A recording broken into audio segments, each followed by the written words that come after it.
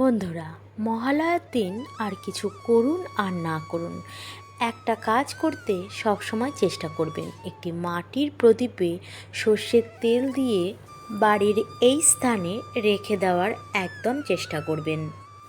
বন্ধুরা, এতে করে কি হয় জানেন? এতে করে বাস্তুদোষ, পিতৃদোষ, মাতৃদোষ, বিভিন্ন রকমের দশা এই সমস্ত থেকে খুব সহজেই মুক্তি পাওয়া যায়। আশ্বিন মাসের অমাবস্যা অর্থাৎ মহালয়া, এটি সর্বপিতৃ নামেও কিন্তু পরিচিত। কথিত আছে মহালয়ার শেষ দিন বলে তাদের পূর্বপুরুষেরা তাদের বংশধরদের কাছ থেকে জল ও অন্ন গ্রহণ করার জন্য আসেন। বংশধরেরা পিণ্ডদান কিংবা তর্পণ এর মাধ্যমে কিন্তু তাদের এই ইচ্ছাটাকে পূরণ করার চেষ্টা করেন। আর এই ব্যাপারটা সম্পর্কে আমরা সবাই কম বেশি একটু না একটু কিছু জেনে থাকি, কিন্তু এটা তো গেল পূর্বপুরুষদের জল আর অন্নদানের ব্যাপার। কিন্তু মহালয়ার দিন কেন মাটির প্রদীপ জ্বালিয়ে রাখতে হয়, আর এই পিতৃপক্ষই বা কী, এই সমস্ত ব্যাপারেই আজ আপনাদের সামনে আমি একটি ছোট্ট করে ভিডিও নিয়ে এসেছি। আশা করছি আপনারা সবাই থাকবেন। তাহলে চলুন মূল পর্বে যাওয়া যাক।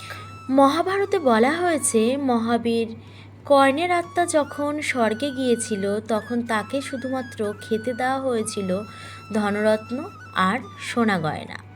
তখন মহাবীর কর্ণ জিজ্ঞেস করলো, ব্যাপার কি, আমাকে এসব দেওয়া হচ্ছে কেন?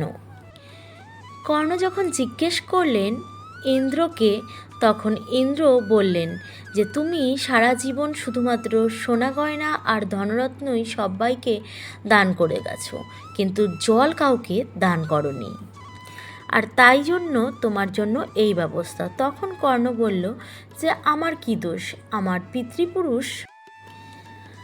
এর কথা আমি জানতে পারলাম যুদ্ধ শুরুর আগের রাতে, আর মাতা কুন্তী আমাকে এসে বললেন, আর তারপরেই কিন্তু যুদ্ধে ভাইয়ের হাতেই আমার মৃত্যু হলো। পিতৃতর্পণের সময়ই তো পেলাম না। তখন ইন্দ্র বুঝলেন যে এর কোনো দোষ নেই, তাই তাকে 15 দিনের জন্য মর্তলোকে পাঠানো হোক। আর তখনই ইন্দ্রের কথা মতো মর্তলোকে এলেন 15 দিনের জন্য। 15 দিন মর্তলোকে থেকে তার পিতৃপুরুষদের জন্য জল দান করলেন।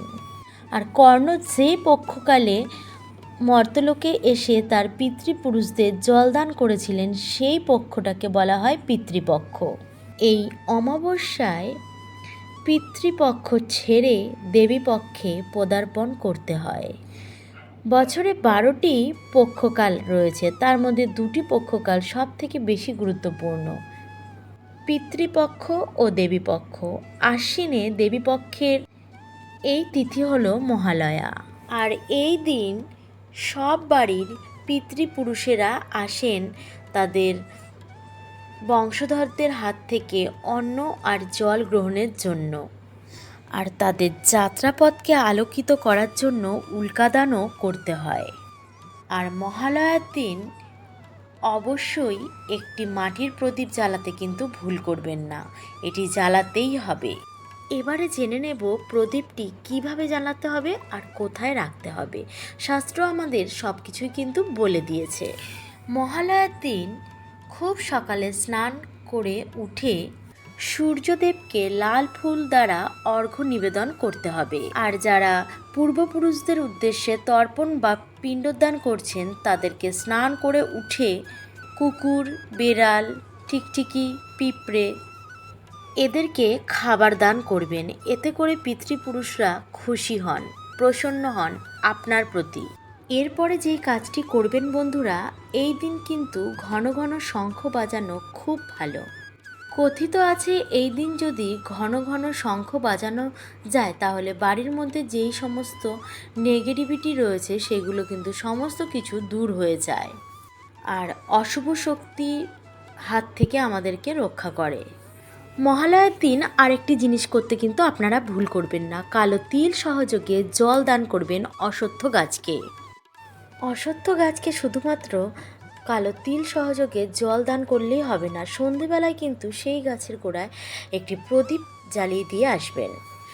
প্রতিদিন আপনি যখন ঘুমোতে যাবেন তার আগে আপনার বাড়ির সদর দরজার ওখানে একটি করে মাটির প্রদীপ জ্বালিয়ে দিয়ে আসবেন বাঁদিকে।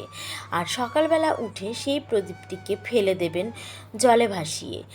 আবার আরও একটা প্রদীপ ওখানে জ্বালাবেন। এইভাবে একদম মহালয়া থেকে দশমী পর্যন্ত প্রত্যেক দিন যদি এই কাজটি করা যায় তাহলে কিন্তু আপনার সংসারটা খুব ভালোভাবেই কাটবে। আরও একটা কথা বন্ধুরা, মহালয়ার দিন সন্ধেবেলায় একটা বড় মাটির প্রদীপের মধ্যে তেলটাকে একটু বেশি করে একটি প্রদীপ জ্বালিয়ে রাখবেন, কারণ দক্ষিণ দিকেই কিন্তু যমরাজের বাসস্থান। এছাড়াও মহালয়ার দিন সন্ধেবেলায় আপনার বাড়ির যে সদর দরজাটা সেই দরজার দুপাশে দুটি মাটির প্রদীপ জ্বালিয়ে দেন। এতে করে কিন্তু মা লক্ষ্মী নাকি আপনার ওপর সদয় হবে। এটা কিন্তু শোনা কথা, সত্যি সদয় হলেও হতে পারে। আপনি যদি ভালো মানুষ হন আপনার প্রতি অবশ্যই সদয় হবেন। এছাড়া বন্ধুরা, এই মহালয়ার দিন সন্ধ্যাবেলায় আপনি যদি আপনার বাড়িতে ভাগবত বা গীতা পাঠ করান, দেখুন সব সময় যে কাউকে দিয়ে করাতে হবে এমন কোনো কথা নেই। আপনি যদি নিজেও করতে পারেন তাহলে কিন্তু খুব ভালো হয়। আর সন্ধেবেলায় আপনার বাড়ির যে ধুনুচি রয়েছে ঠাকুর ঘরে, সেই ধুনুচির মধ্যে যখন ধুনো দেন তার মধ্যে ধুনো আর লবঙ্গ কর্পূর দিতে কিন্তু একদম ভুল করবেন না। সেই দিনের কথাই বলছি বন্ধুরা। আর সারা বাড়িতে ধুনো কর্পূর ছড়িয়ে দেন, তাহলে পজিটিভিটি কাজ করবে। বন্ধুরা, যদি আপনার সামর্থ্যে মধ্যে হয়ে যায় মহালয়ার দিন কোনো দরিদ্র ব্যক্তিকে একটুখানি অন্ন আর বস্ত্র যদি দান করতে পারেন তাহলে খুব ভালো হয়।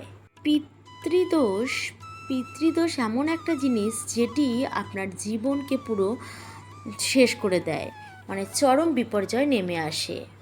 বন্ধুরা, আজকের ভিডিওটি এখানে আমি শেষ করতে চলেছি। আর যেই কথাগুলো বললাম যদি সম্ভব হয় একটু মেনে চলবেন, তাহলে আপনার জীবনে ভালো ছাড়া কিন্তু খারাপ হবে না। তাহলে চলুন আজকের মতো এই পর্যন্তই, আবার দেখা হচ্ছে অন্য একটা নতুন ভিডিওর সাথে।